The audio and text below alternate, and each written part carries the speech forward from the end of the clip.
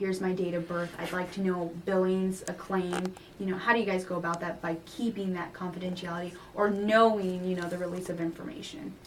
I'll ask him more questions, maybe Okay. like his social security number, Okay. or I could ask him what his address is, phone number, something that the patient would know, Yeah. not just Demographics. somebody off the street. Okay, good. So then, if he can give me all that, then I will talk to him, And give them the information Yes. that they're looking for. but if the wife's calling in for the husband, I Oh, yeah. won't release that to the wife. Because you guys don't have like a release of information on hand that would say what Right. family member can be released to. Right. All right, and then I guess in the clinic, what kind of jobs are available? I mean, different positions. Coders, physician credentialing, medical transcriptions. What are we looking at? In the clinic, we're just basically coders. Okay. And like the abstractors would be part of our department. Okay. And the scanners. Okay. People that scan. If you're talking like hospital side, Mm-hmm. you would have like your coders, and then you have your medical records people that take care of all those. And then there are the transcriptionists, and then they're called CDI. Okay. Clinical Documentation Improvement. They're nurses that go up onto the floors, Okay. look through the documents to make sure the doctors are documenting everything correctly. If they're not, they'll flag them and like query the doctor, like, hey, what are you talking about? You wrote sepsis in the note. What kind of sepsis? Can you be more specific? Yeah. Okay. All right. I didn't know there were CDIs. That's interesting. Okay.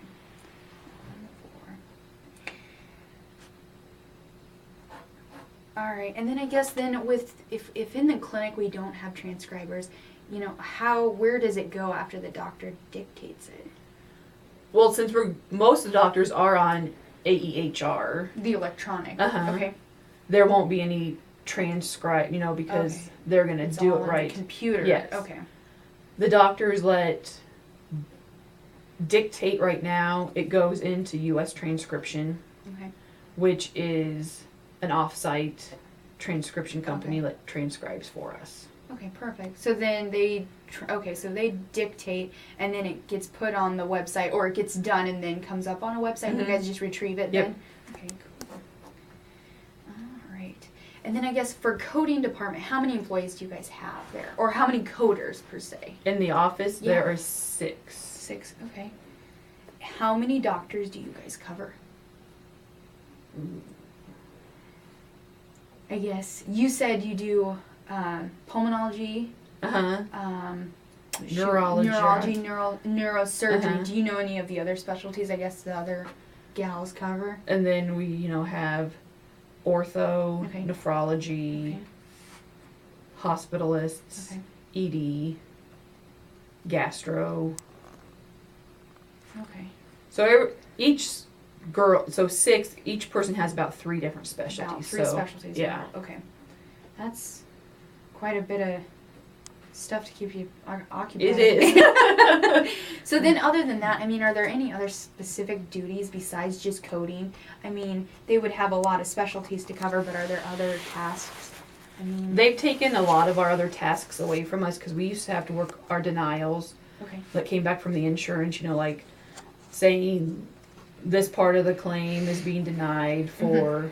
So we used to have to work those. Mhm. But now they're just wanting us to turn our focus more back onto coding to make sure we're getting everything in correct the first time. Okay. So yeah, that's basically all we do So now. then who covers the denials now? There's a denial team. A denial team? Yes. Okay. Now, silly question when it comes to the insurance claims and stuff, prior authing, do you guys have to deal with that at all? Or is that strictly just put back on like the nurses or the physicians, like that clinic? Do you guys have It gets put back on the nurses. It's on the nurses? Yes. Okay. Because it should be done, before we even get, Right. before the claim even goes out. Right, so the claim wouldn't be denied. Yes. Okay. Let's see here. Now, coding, is there a separate software for coding? Because I know you mentioned AEHR. You mentioned, the all scripts, all of that stuff, I guess, to look at the medical records. Do you guys have a separate software that is easier to code, or you know, you can just put numbers in or whatnot. You know what I'm saying? The Like select- clinic does not. Okay. The hospital has coding software, like Okay. 3M, it's an encoder. 3M. Okay. So you can put stuff in and it will like ask you questions and then you answer the questions and it will give you, it'll come up with your codes and stuff. Okay. What kind of questions does it ask? Like diagnosis questions or? Yeah, or like, was this person, is it like a comorbidity? I think, I haven't been on one of them for a while, Okay. so. But it makes it easier, Yes. right? And a lot smoother. Yes. Okay. So I guess every day too, when it comes to coding, what would you say on average, like how many patients or how many cases do you code? Now I know you said 30 patients a day, so right about probably that. Probably that, number. yeah. Okay.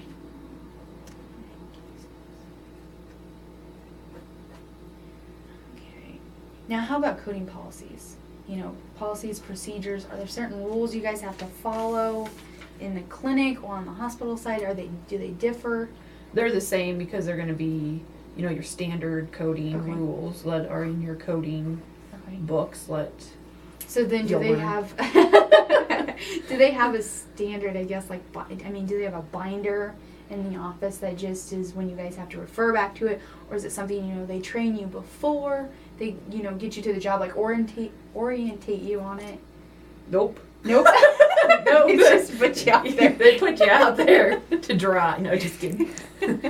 I guess communicating with the physicians, what kind of methods?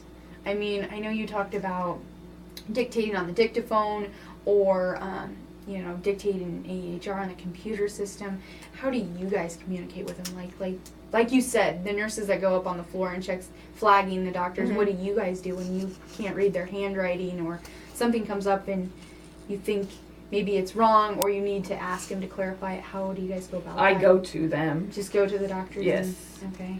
Some of them would prefer email, but a lot of them Mhm. would just prefer you to come ask them because you'll get your answer right away, Right. you know, rather than... Well, and then I didn't know too. I mean, what if, let's say, doctors out of town for so long, or even doctors out of the country? What do you guys do? Do you have a time limit when those have to be done, you know, or turned in?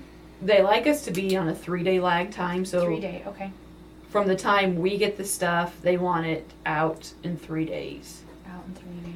Okay. But that rarely happens, you know, because we have a lot of outliers, you know, like the charts don't come down at the hospital, the doctors Okay. don't sign their stuff. Okay. Now, what do you guys do? I mean, let's say you've got a doctor that just doesn't dictate for the longest time ever, maybe, you know, a couple weeks. Do you guys get penalized for that? Do they get penalized, you know, with that 3-day turnaround? We have to do reporting every Friday, Okay. so it gets turned in on our Friday reporting, which goes to finance and the VPs Okay. of the company, and then they'll go back to the doctors. Okay. I know they're thinking about holding out pay until they get On the doctors or you guys? on the doctors. On the doctors? Yes. Okay. Wow, okay. Now, with the change, you know, we've been told next October we're looking at ICD 910. Yes. You know, have you guys started implementing it? Have you talked about it? Is there training yet? No training. They said we'll probably be at the very end when we get our training. Okay. It'll be like September. But yeah, they just started talking about it. Have they mentioned how they're going to go about it? I mean, is that the responsibility of the clinic that you work at the company? I mean, or is it on you guys? They'll have to provide the training. I just don't Okay. know what kind of training they're going to do. I know AHIMA has a conference they're setting up that hopefully we can go to. It's going to be here Okay. in May, I think. Do you know how intense it's going to be? Is it going to I be something don't know. quick? Okay. All right. It probably will be more because it's a lot of A&P. We have to learn a lot more A&P. Okay. Because I know in one of our classes they've talked about ICD 910. It's going to be way more detailed. It's Mhm. going to be way more narrowed. You know, Mhm. we're going to hit the diagnosis right on the nose. And like you said with A&P, I think it's going to be, I mean, really detailed. Now you were talking about every Friday you guys report. How about audits? You know, do they go back? Do they look through stuff? how often? We have people in Lincoln Okay. that do audits Okay. for physicians. They will just pull them up, out once everything's been coded. Okay. They will go back and audit. Now, when they audit, I mean, what are they looking for? Like, what kind of red flags? Basically, they just go through and see how the doctors are documenting and how we Okay. are coding. Are we coding too high, too low? Okay. And I mean, what do they do when they do, like, let's say a physician codes too high consecutively, it gets back to you guys, you see it come through, and you'd obviously change it or correct it. Mhm. I mean, do they do anything for that? Try and talk to the doctor, being like, hey, you can't have a level 5 if you've only done 2 review of systems. That's Okay. not, it's just educating the physicians, but Okay. every physician thinks they have a level 5. Now, how about outside consulting firms, reviewing charts? Is there anything other than that, I guess, with the audits? There's nothing else that... Is it just from Lincoln that they audit? That's where all the audits would go to. Okay. That's, I mean, internal audits, that would be the internal Yes. audits. Okay. Other audits, we have like the racks Okay. that are for like CMS, Mm-hmm. to recoup money, make sure everything's documented correctly. Okay. So those go to Lincoln. Yeah, you could have, like your Chan audits. Okay. So, I mean, there's different kind of audits, but yeah, those would all go to Lincoln, so we don't really have anything to do with them. Okay. All right. And then the last question, how much do you like your job? Do you enjoy it? For the most part, I enjoy it. Okay. Do you see any, downfall to it? The pros and the cons, I guess what would be the pros?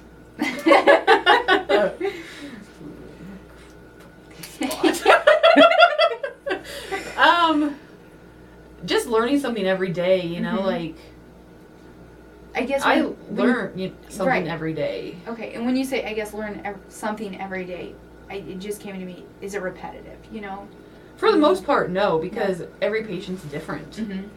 So, yeah, every patient's A gonna little be... bit challenging when Yes. you look at every case. Okay, Yes. wonderful. And then, do you see any cons? I mean, in your job position, is there something that just hit you that you wish could change or you could change? Sometimes, I mean, it's just our company possibly working from home. Okay. And you guys have that option, correct? We do, That's wonderful. but I don't want to work at home every day. Yeah. I'd like to do both. If you could. Yes. All right. That's about my only thing. All right, well, Mackenzie, I want to thank you a lot. And then the only last question I really have is, I guess, in the future, do you see, HIM coding that position? Do you see it being a booming or, I guess, a good job or career for I people do. who are looking into it? I do. I think it's going to expand more, Mhm. with like audits and stuff. You're going to have people that know what they're doing in Mhm. order to get right reimbursement. Yeah. All right, awesome. Well, thank you very Thank much, you. Mackenzie. I really appreciate your time. Thank you.